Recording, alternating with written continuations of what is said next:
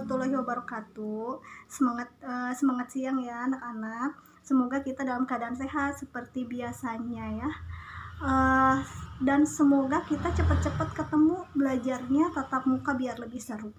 Nah, sekarang pada pertemuan kali ini Ibu mau menjelaskan tentang sifat pada penjumlahan bilangan bulat yang sudah kita pelajari penjumlahan bilangan bulat seperti apa di pertemuan sebelumnya. Langsung aja ya.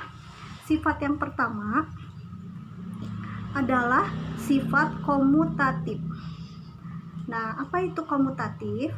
Komutatif itu artinya adalah pertukaran. Jadi, pada bilangan bulat berlaku sifat komutatif, A ditambah B akan sama dengan B ditambah A. Nah, kenapa berlaku sifat komutatif? Karena kalau dibolak-balik, ditukar-tukar, jumlahnya akan sama. Contoh, 5 ditambah 2. Itu akan sama aja dengan 2 ditambah 5. Nah, 5 ditambah 2-nya 7. 2 ditambah 5-nya 7. Jadi ruas sebelah kiri dan ruas sebelah kanan jumlahnya sama. Itulah kenapa dia berlaku sifat komutatif. Yang kedua adalah sifat asosiatif. Asosiatif ini artinya pengelompokan, membantu kita menghitung lebih mudah untuk sederet bilangan yang harus dihitung. Jadi angkanya lebih dari 2. Misalkan nih ada A ditambah B dan ditambah C. Nah, untuk menghitungnya kita bisa kelompokkan yang pertama dengan yang kedua atau yang kedua dengan yang ketiga akan sama jumlahnya. A ditambah B ditambah C sama dengan A ditambah dalam kurung B ditambah C. Contoh, soalnya adalah 4 ditambah negatif 4 ditambah 2 ditambah 8. Nah, kita kasih kurung negatif 4 ditambah 2 ditambah 8 sama dengan kurungnya yang dipindah ya. Kalau urutan angkanya tidak ditukar. Seperti ini. Nah, kita kerjakan yang di dalam kurung dulu. Negatif 4 ditambah 2 adalah negatif 2 ditambah 8 sama dengan negatif 4 ditambah 2 ditambah 8 adalah 10. Ruas sebelah kiri negatif 2 ditambah 8 6. Ruas sebelah kanan negatif 4 ditambah 10 adalah 6. Jawabannya sama. Maka berlaku sifat asosiatif. Sifat yang ketiga adalah sifat distributif. Yang akan kita bahas adalah sifat distributif, itu distributif perkalian terhadap penjumlahan, karena kita sedang membahas tentang penjumlahan. Distributif itu sendiri artinya adalah penyebaran, mempermudah kita dalam menghitung ya.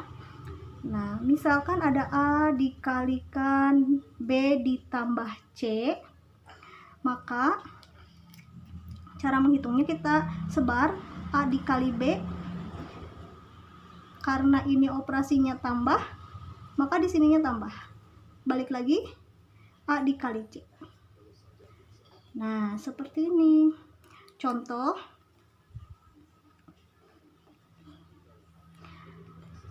empat dikali 6 ditambah 3. Jadinya 4 kali 6 ditambah 4 kali 3. Oke, kita hitung ya, ruas sebelah kanan dan sebelah kiri apakah hasilnya sama. 4 dikali 6 ditambah 3, 9. Yang ini 4 dikali 6, 4 dikali 6, 24. Ditambah 4 dikali 3, 12.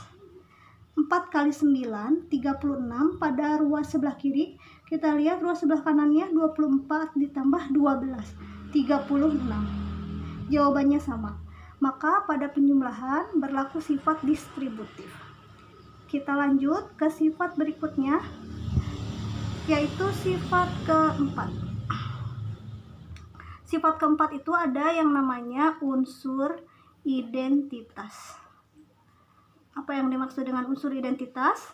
Unsur identitas itu satu bilangan yang kalau dijumlahkan dengan bilangan tertentu pada bilangan bulat, hasilnya akan tetap sama. Jadi misalkan satu bilangannya adalah A. A ditambahkan dengan unsur identitas, itu jumlahnya tetap sama A. Nah, semua bilangan kalau ditambahkan dengan 0, maka bilangannya akan tetap. Maka 0 adalah unsur identitas untuk penjumlahan. 0. Contoh, 4 ditambah 0 itu 4 tetap. 5 ditambah 0 juga 5. Berapapun ditambah 0, hasilnya akan tetap. Sifat yang terakhir adalah sifat ketertutupan. Nah, sifat ketertutupan itu maksudnya adalah jika ada bilangan bulat ditambahkan dengan bilangan bulat, hasilnya akan bilangan bulat lagi. Tidak akan keluar dari bilangan bulat. Contohnya, 4 ditambah 5 sama dengan 9. 4-nya bilangan bulat, 5-nya bilangan bulat, 9-nya pun bilangan bulat. Kita ulangi ya, kita review ya. Jadi sifat pada penjumlahan bilangan bulat adalah yang pertama komutatif, pertukaran, yang kedua asosiatif, pengelompokan. Pada asosiatif ini yang bermain adalah pemindahan kurungnya. Kemudian yang ketiga distributif, yang keempat unsur identitas, dan yang kelima sifat ketertutupan. Ini adalah proses komutatifnya, ini adalah proses asosiatifnya, dan ini adalah proses distributifnya. Nah, seperti itu sifat pada penjumlahan bilangan bulat. Untuk penjumlahan pada bilangan bulat, Ibu percaya kalian bisa.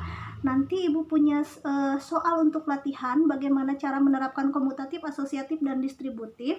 Tapi yang Ibu lihat bukan hasilnya ya, tapi prosesnya. Karena kalau hasilnya Ibu yakin kalian sudah lebih menguasai tentang penjumlahan bilangan bulat, sudah lebih bisa. Jadi yang Ibu lihat adalah prosesnya. Nah, sampai di sini dulu perjumpaan kita, materi kita di pertemuan sekarang. Nanti Ibu share untuk latihannya. Silakan hasilnya japri ke Ibu. Berikut foto kalian lengkap dengan seragamnya ya. Terima kasih untuk hari ini. Assalamualaikum warahmatullahi wabarakatuh.